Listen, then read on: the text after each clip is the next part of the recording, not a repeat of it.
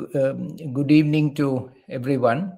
I'm Mohan Gopal, and with me is Sri B.D Borkar, chairman of the Khaparde Foundation and the former national president of Bamcef and one of the most distinguished leaders of the Dalit movement of India. And we are here together observing April 14th, 2025, the birth anniversary of Babasaheb Dr. B.R. Ambedkar. And we will be discussing together a topic which is the counter-revolution against the annihilation of caste agenda of Dr. Babasaheb Ambedkar. What I will do initially is to very briefly summarize in his own words the agenda of annihilation of caste, which he set out as the central challenge facing India. Starting from the late 18th century, there were many movements against castes across the country, social revolution movements across the country, starting with Jyotiba Phule. Dr. Ambedkar was, of course, the foremost leader of that. We had Narayana Guru, we had Periyar, we had many leaders from across the country. And in fact, it was a remarkable period where every few years a giant was being born in this country to lead the movement against caste. But what we have found now is with the emergence of independence, there is today no space to take forward this anti-caste movement, whether it's in the legislature, the executive, or the judiciary. Everywhere, if we talk of caste, then we are seen as casteist and tribalist and diverting into agenda, dividing people. So while caste remains extremely strong, with four communities controlling and constituting the oligarchy that Dr. Ambedkar predicted, controlling the bulk of all the power in this country, economic, social, political, academic, media, academia, every culture, film, in every aspect of life, four communities constituting an oligarchy are controlling the country. Every state has dominant castes as oligarchies. So on one hand, the caste oligarchy is more powerful than ever before. And yet suddenly, after the 19th century, early part of the 20th century, all the anti-caste movements have been stopped and blocked by those who have taken over power. And so there has been a very significant counter-revolution in the last 75 to 78 years after independence, 75 years after the constitution, against the anti-caste movement of this country, which actually originated with the Buddha from the 6th century BC and has continued and all the time been faced with resistance. But now we are in the middle of great resistance against the anti-caste movement, where we are silenced. We are not able to speak of the caste issue without appearing regressive, appearing like wanting to divide the country and prevent the progress of the country. So today what we want to discuss is to understand the anti-caste agenda mandate that Dr. Ambedkar left us as the central and most important challenge to democratize Indian society in order for us to make progress, whether it's economic, social, or political. And then to discuss the counter-revolution in summary. So this is what we are planning to do. Let me, Mr. Borkar has kindly asked me to begin by describing the summary of the annihilation of caste agenda in Dr. Ambedkar's own words, but I would like to request Mr. Borkar to make any introductory comments if he has, before I move to reading out Dr. Ambedkar's own summary of the annihilation of caste agenda. Thank you, sir. In fact, I was traveling, but then as we have decided that we must discuss this very important issue, especially the caste is the biggest hurdle in the progress of not only the backward classes, but the country as a whole. And therefore, if the country has to progress, the initial comments which Babasaheb has written in his clade of the speech which he has delivered, the caste in India, there he said as long as the caste in India does exist, Hindus will hardly intermarry or have any social intercourse with outsiders. And if Hindus migrate to other regions on earth, Indian caste would become a world problem. So you see, this in the 1916 he is saying this. How big is the caste problem in India? And if it migrates to the other part of the world, then this is a very big problem for the world. So Babasaheb has said this in the caste in India. At other place, he said who brought this caste, how the caste has come into existence, who are the people who created caste. He said that. In this book itself, he said, who created the caste? So he said, not the Manu. Manu has not created the caste, he said. The caste is, even before Manu, the caste was there. But the caste is created by Brahmins. He is specifically saying, the caste is created by Brahmins. Now, my point is, whoever creates anything, any creation, the first and foremost thing, one creates anything for himself. In his own interest, it is created. So my point is, the caste is created by Brahmins in their own interest.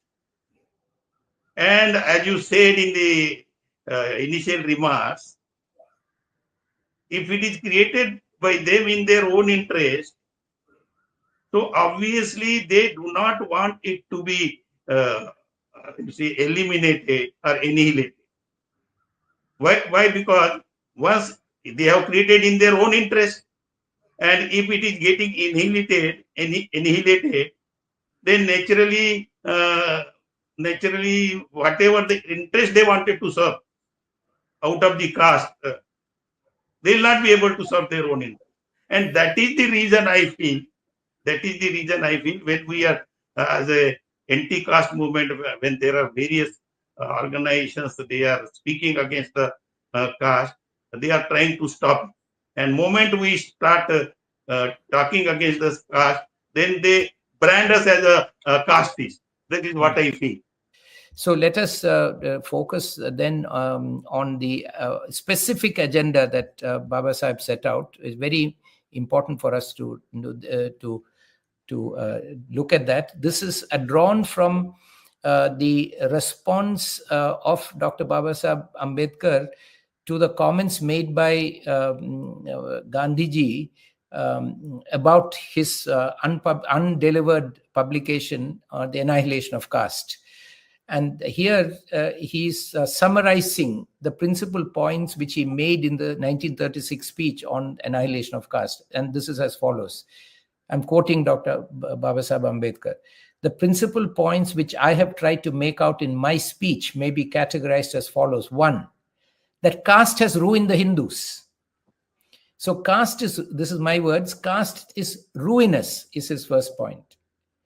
Number 2, that the reorganization of Hindu society on the basis of Chaturvarnya, so caste is Chaturvarnya, is impossible because the Varna Vyavastha is like a leaky pot or like a man running at the nose. It is incapable of sustaining itself by its own virtue and has an inherent tendency to degenerate into a caste system unless there is a legal sanction behind it which can be enforced against everyone transgressing his Varna. So second point he's saying is that Chaturvarnya is not a viable system on the basis of which to organize society. It has ruined the Hindus is his first point. Second point is that this is not a basis in which to organize Indian society, Chaturvarnya.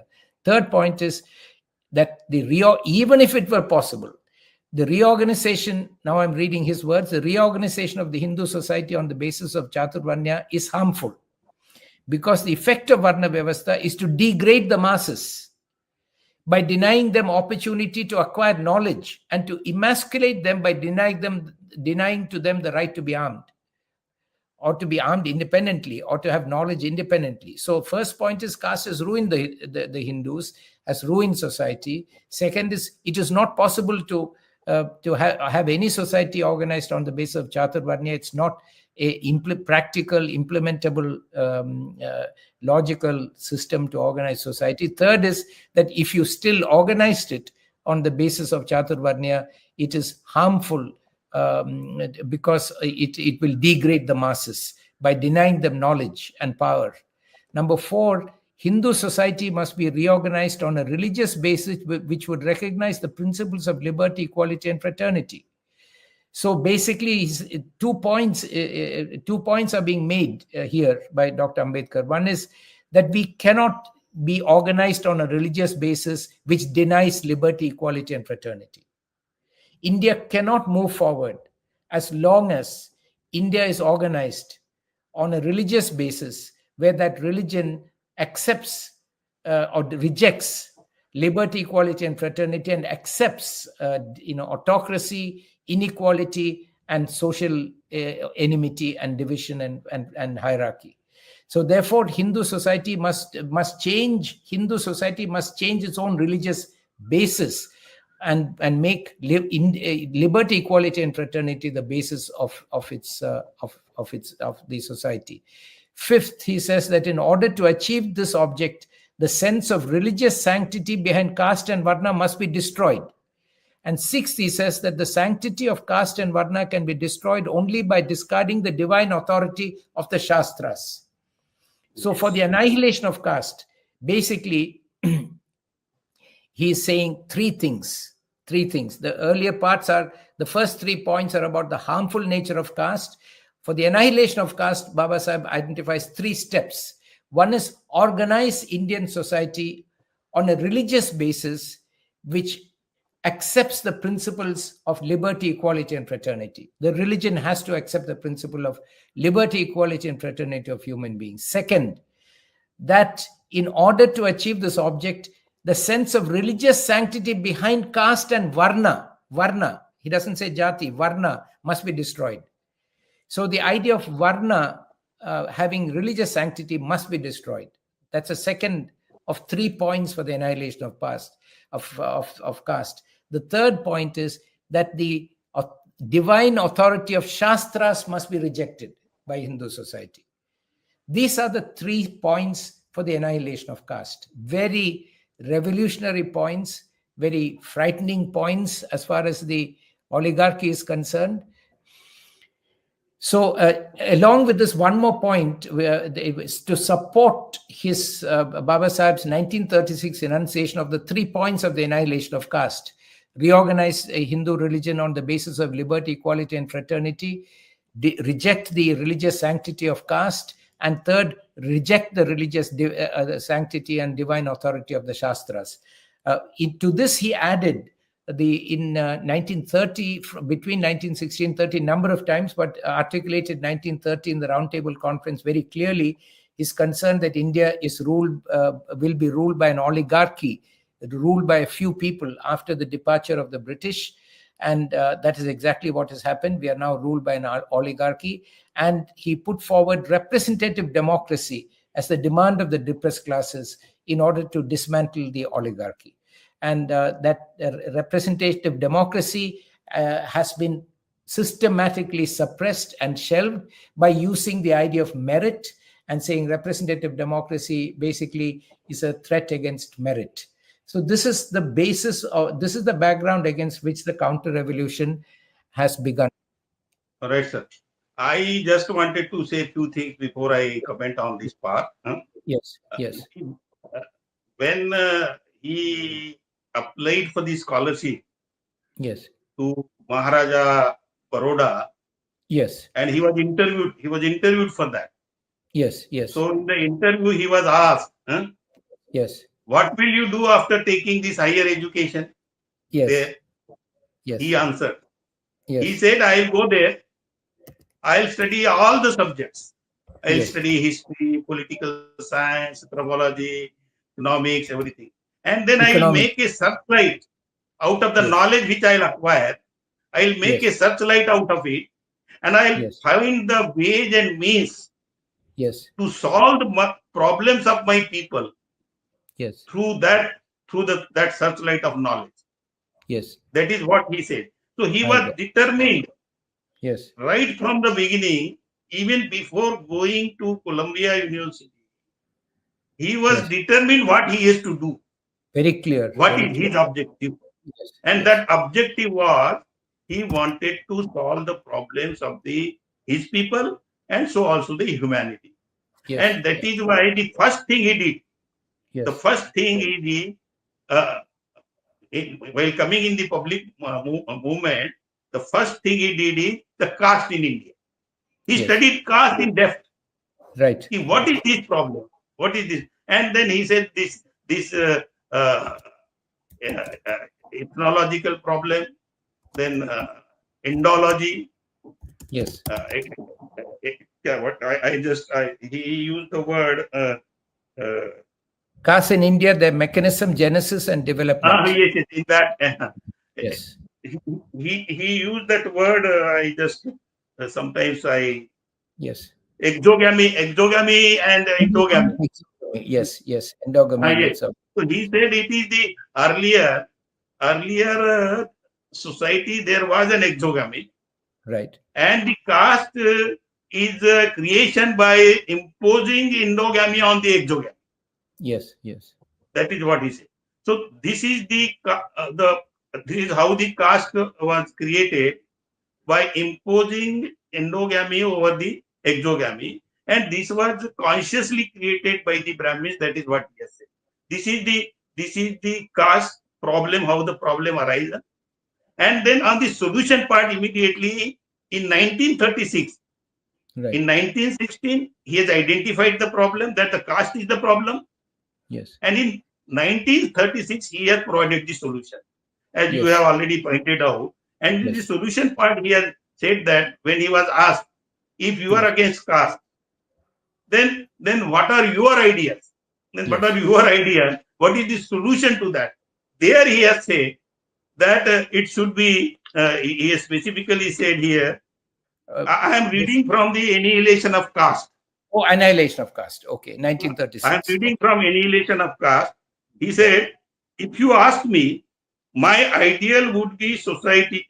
My ideal would be a society based on liberty, equality, and fraternity. Correct. Here he has said that in the solution part. Yes. Yes. In a solution to destroy the caste, the solution lies in a society which is based on the liberty, Correct. equality, and fraternity. Here Correct. exactly he has said. Correct. And then therefore he said there is these principles of liberty and equality, fraternity, they are not in the Hindu society. And therefore the Hindu society must accept this. Yes. If they wanted to really reform, if Yes. they wanted to really reform Hindu society, then they must accept this. He said, I am convinced that the real remedy is intermarriage. Two things are said. He said real remedy is, because some people were telling that interdining should be there. So he rejected that. And he said there should be intermarriage. Fusion of blood Yes. can alone create a feeling of being kith and kin. And Yes. unless this feeling of kinship, being kindred, becomes paramount in the separatist feeling, the feeling of being aliens created by caste will not vanish. Right. So, and further he said, so now this is a very contesting issue now. Many of our scholars also, the Yes. scholars from the Mool Nivasi Bahujan Samaj, they are also saying that the intercaste marriage is the solution. Yes. My personal feeling is, if you say it is an intercaste marriage, then the caste is there. Correct. You are accepting the existence of caste, and then you say that they should intermarry. So this is no solution, and that is why Babasaheb has provided a solution. There are Shastras who teaches them this feeling of separate feeling of ups and downs, degradation, and all that. These are the Shastras they are creating, teaches this feeling, and therefore the Shastras should be destroyed. And I'll put a dynamite they should be destroyed by dynamite. Right. And and one more thing he said there, sanctity of Shastras, and he said the real remedy is to destroy the belief in the sanctity. Right. The word is the real remedy is to destroy the belief in the sanctity of Shastra. That's right. That's So what it was. it is the belief. Yes, it is the belief is to belief is a mental phenomenon. Correct. So it means if you want to destroy the belief, you have to awaken the society. Right. You have to interact with the society. You have to tell the people this is what you believe in and how it is against your own interest. Right. So that sort of education of the society is required. Unless that is done, so you have to have the knowledge of the Shastras, what is there in the Shastra, how it is against your own interest, and how liberty, equality, and fraternity will solve your problem. Right. These are the awakening. I think we should awaken the society on this line. Then only the social revolution we have described in the subject also. The social revolution will come only through awakening the people, and once they give up their wrong beliefs, then I think we'll be able to bring about the social revolution. And they are using the political system for maintaining it. We'll come to that little later. So I think that's excellent, and we have now sort of summarized Dr. Babasaheb Ambedkar's broad approach to what caste is and the need to annihilate caste as the central challenge facing this country, and of relevance to the whole world, because we are now the largest population in the world, and if we are completely suffering from this cancer of caste, it becomes a problem of the whole world. Now, I think one more aspect briefly to say that caste, today our focus is on Babasaheb Ambedkar, and we'll come back to that. But there was a rich literature starting from Jyotiba Phule and Narayana Guru and others who are also defining caste in different ways. And all complementary, all agreeing with each other, all focusing on the same issues articulated by Babasaheb. That basic problem is that we have to give up our belief in the Shastras. Right. Those who believe in the Shastras, they're condemned to live under the caste system. So that link between belief in the Shastra and the survival of the caste system is really at the heart of it. So this means that the caste system comes from the Shastras.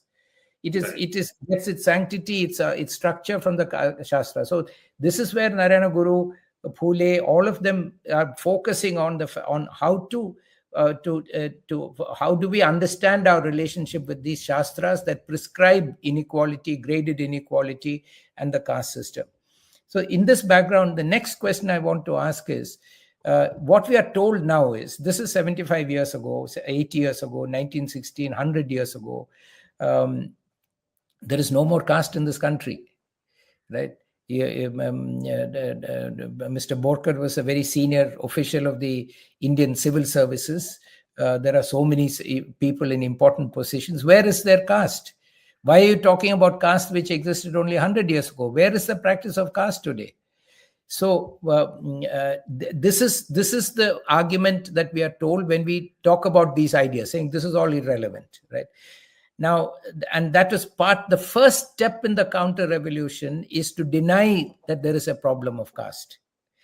And that's the first step. So we can briefly address that issue, because what has happened is, like there is a series of there's a work going on in internationally called modern day slavery. Okay, slavery has changed in its form. It is no longer shackled people working in cotton plantations, in chains. But slavery still exists. Slavery is forced labor. It is labor where people are enslaved, stripped of all their rights, denied their human rights, denied their humanity, and used to do whatever their exploiters want them to do. So it has changed. The nature of slavery has changed, but slavery has not gone away. It still exists in many parts of the world, and that is recognized. So we have to now understand that there is modern day caste system. The caste system has changed the language it uses. It changed the way it manifests itself. It has gone underground. It has gone underground. There was an open assertion of caste in the past when Babasaheb Ambedkar was fighting it. Thanks to his fight and other struggles against it, they have stopped talking openly about it, and they've gone underground. So we need to spend a few minutes to understand how caste is, in your view, how is caste working in our society today? How do we find it? I'll give you a small example and then request you to speak.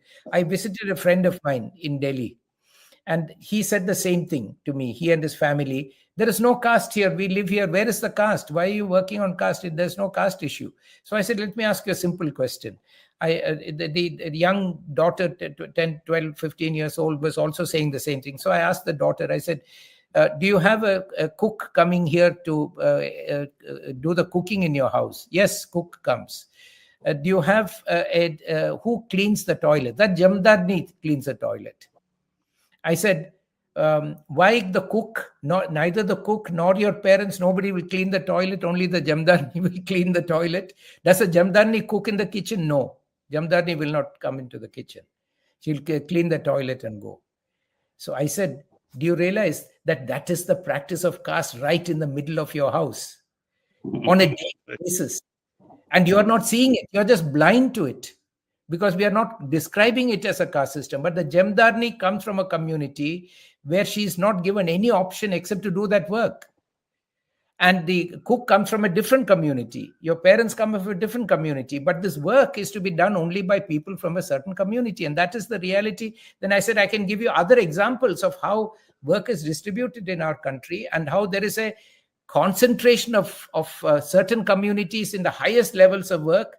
And you will never find people from the oligarchy working as jamdarni or as manual scavengers and so on. So there is a concentration of certain communities in slave labor, in low skill labor, and the higher echelons. And that is a problem which Dr. Babasaheb anticipated and framed it as a problem of representative democracy, where we must have representation of all communities in order to deal in all segments of life, economic, social, political, all aspects of life. There must be a due share for everyone. Now, he was actually preparing the way to counter this argument that caste is being denied, because now we have to understand the operation of caste as a denial of representation and due share. That is where caste is most evident and most obvious. And that is what is confining the large segment of population to virtual slavery or near slavery. So I'll request you to guide us on what is modern day caste. I was also about to say that the gentleman was talking to you and saying that there is no caste, and why are you discussing the caste issues now? In his family itself, we could have asked him which caste your wife is from. Yes. Or now, where are you going to marry your daughter? Are you going to marry your daughter to say a scavenger? And then they say, no. So scavenger, how can I marry my daughter to be this scavenger? And they'll say it's not economic class. If will you marry some a person who comes from maybe is an IAS officer or IFS officer, but comes from that social background, they will hesitate. That may be true, but basically it is the frame of mind, you see. Yes, that's what I'm saying. They will frame it as class, but actually that same hesitation is there in their mind, regardless of class. Yes, exactly. That is what I am telling. Exactly, it is the mindset of those people. Through that mindset, every activity they perform, that mindset is controlled. Say for appointment in the government services. Yes. Say for example, as you have rightly pointed out earlier also, You will hardly find any secretary from the lower strata of the society. Yes. Why it is so? They are equally competent people. They have proved their competence. But when it comes to a placement in the highest position, or for that matter, even in the judiciary, what is the position? Why the people from the different caste or from the lower strata of the society, they are not placed in the judiciary, and to the extent of the proportion of their population? It is only because they wanted to control the entire system, not only through the political system, but through the judicial system also. And they wanted to maintain their hegemony in all the walks of life, in all the walks of life. And politics is such a powerful tool. Those who are in the placed in the power position, political power position, that power they are using for placement in the judiciary also. Right. So actually, caste is there. These people, as you have rightly said, they are blind to the caste because they know once this issue is brought to the fore. Yes. And discussed in the public domain, then this lower strata of the society will realize that what is happening with them, and then they may revolt against this caste system and the Brahmanism and the Hinduism. And therefore, at the beginning of the talk itself, they do not want this issue to be brought in the public domain. That is what I feel. Yes. No, absolutely correct. So we can say in summary that the modern day expression of caste is found in the concentration of power and wealth. Yes. Not in terms of not admission in schools, colleges, and open exclusion of, but what is used to happen in the past continues, namely concentration of power and wealth in a few communities, in an oligarchy. So if you look at government, you look at the judiciary, executive, legislature, the political parties, you look at economy, everywhere there's a concentration of power, right? And that is the way in which, so that has been preserved. So modern day caste continues in terms of concentration of power and wealth. Now, what is the mechanism which they do it? In the old days, they used to simply say that if you are born into certain communities, you cannot even study, you cannot apply, you cannot prepare to be in any position of power. Now, because of global compulsions and national compulsions and the shamefulness of all this, they are not able to do that. So they have found new ways in which to maintain the concentration of power and wealth in the hands of a few communities. That has become the practice of casteism.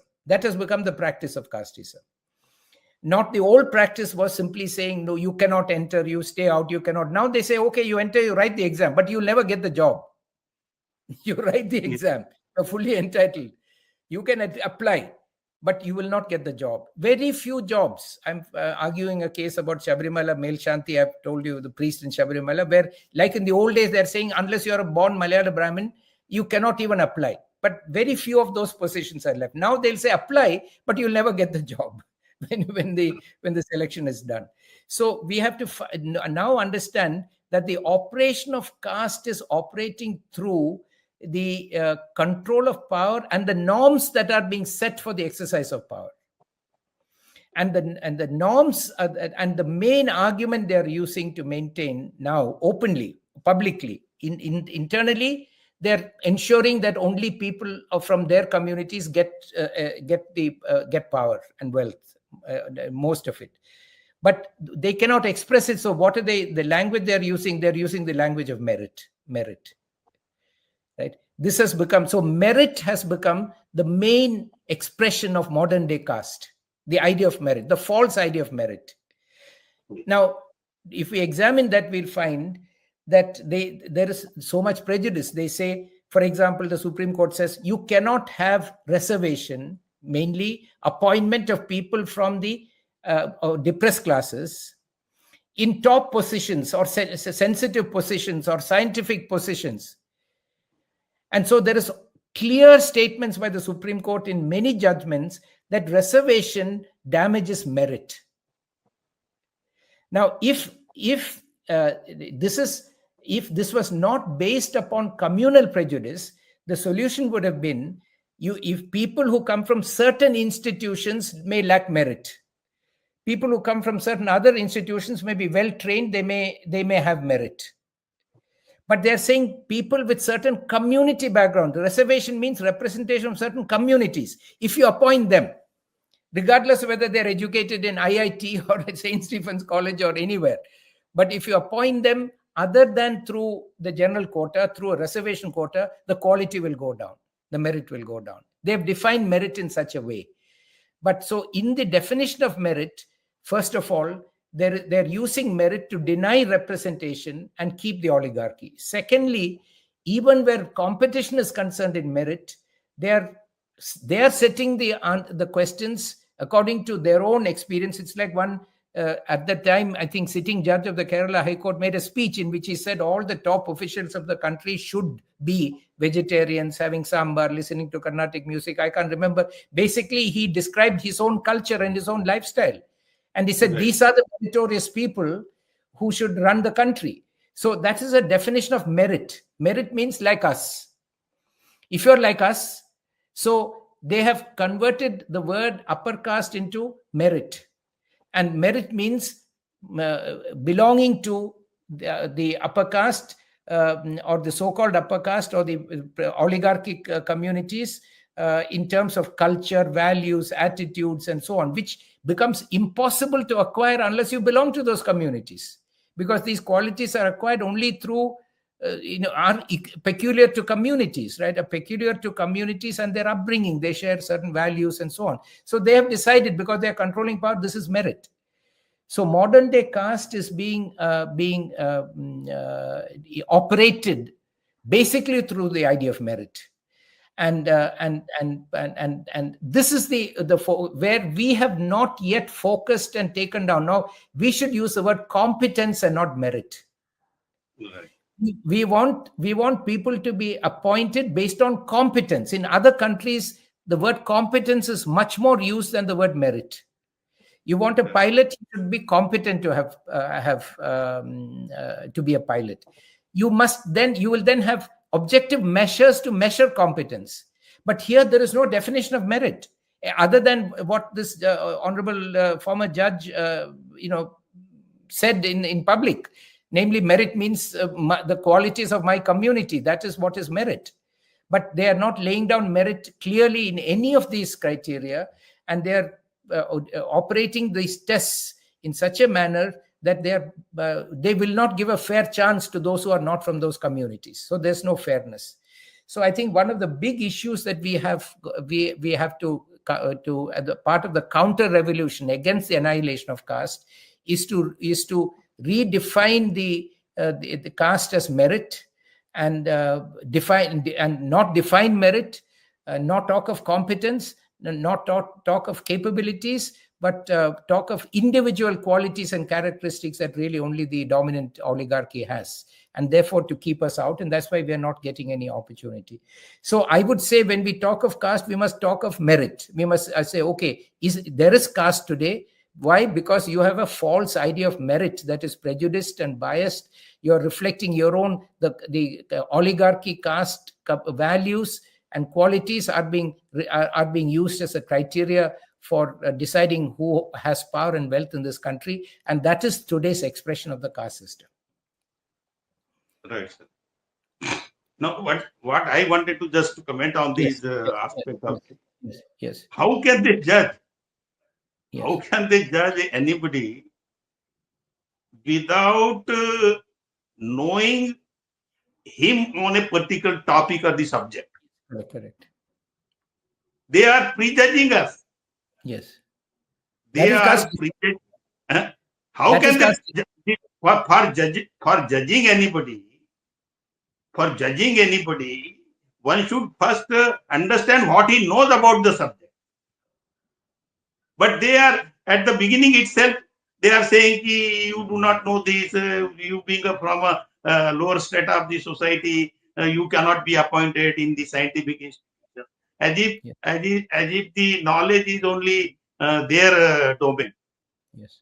Anybody can have a knowledge. You see, if anybody has got an urge to acquire a knowledge, he can be more competent than anybody. And Dr. Babasaheb Ambedkar himself is an example. Yes. He himself is an example that there was no competent person of his competency Right. to take up such a Herculean task and drafting the constitution. Yes. That is, you see, ever since the constitution was to be brought or prepared, since then all the Brahmins, those who were there in the politics, they do not want a constitution wherein the principles of liberty, fraternity, justice have to be implemented, because then their dominance will go. But for the condition imposed by the British government, they had to accept this constitution. Otherwise, they were not interested in this. If we see the proceedings there, or what Baba Sahib has said earlier also in the roundtable conference, so they are not prepared. So Right. what I wanted to say, it is futile to expect from them that they'll introduce the principles of liberty, fraternity, and equality in the uh, Hindu society for reformation of Hindu. So it is for us now. It is Correct. we have to. We have to matlab, go for a political power and get the constitution implemented with its letter and spirit. Then only it will be possible. Why I have in, got into politics, it is for this reason only. I am convinced that they will not do it. They have not been doing it. Even people in the judiciary, Baba Sahib wanted at least they'll do it. At least they'll do it.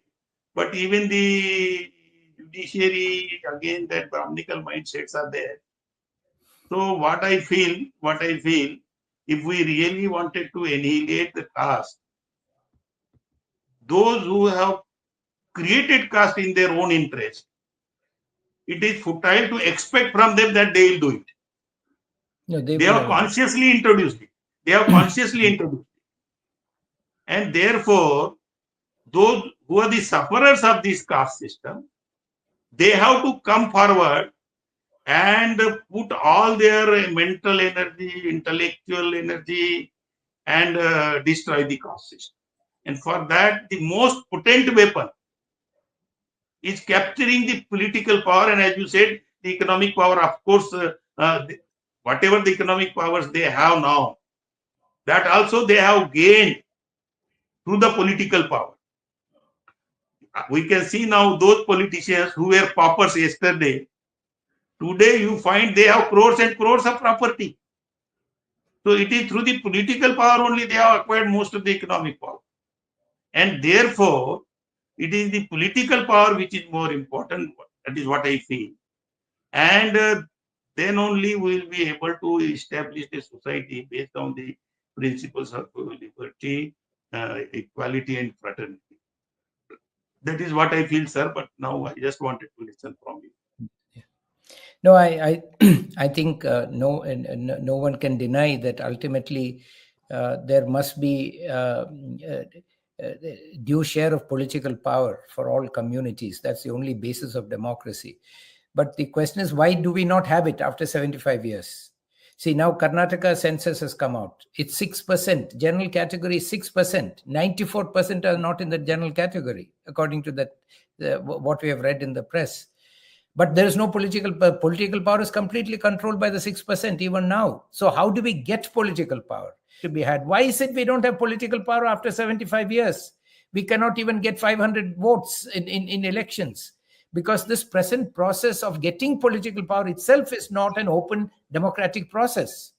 So unless we question fundamentals, we will never get political power through the current processes. We will never get it. We will never get it. There is money power, muscle power, all these, the control of media, the control of public opinion, the control of education. Through all this, we will never get political power through the current process. So the question is, how do we get political power? So we have to identify the nature of the counter revolution and counter it. And the nature of the counter revolution is, one of it is to redefine the superiority in terms of use of certain other methods of proving that we are inferior. Those methodologies have to be attacked by us. That is one very important practical method that we have to see. Babasaheb Ambedkar did not have to say at that point, you must not have faith in he said you should not have faith in Shastras. Now we have to say you should not have faith in the admission test, in the IAS exam, in the NEET exam. You should not have faith in these testing systems which are deciding merit.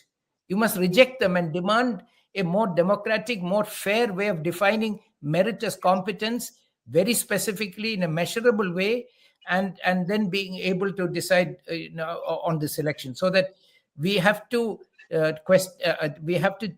question the system of selection and system through which we are being excluded. That's the first point. The second point, which is I think very important, that they're maintaining the counter revolution. There are basically only 2 points. One is through this, and the second point is by falsely giving us the Hindu identity and saying we are all Hindus, while maintaining the superior status and exclusivity of the Varna system without any change. They have convinced us that we are Hindus, although only 30, 40 years ago we were not considered Hindus. Only the caste Hindus were called Hindus. But now they've convinced us that we are Hindus, and they are now implementing this idea of keeping up the caste system using different brand names like Hindutva, Sanatana Dharma, Brahmanism, so on and so forth. But basically, they're keeping up the caste system by creating an idea, a commonality that there is a Hindu religion and our religion is a Hindu religion. That is where Narayana Guru comes in and says, no, Hindu is a common name, group name for only 11 Brahminical religions. It is not our religion.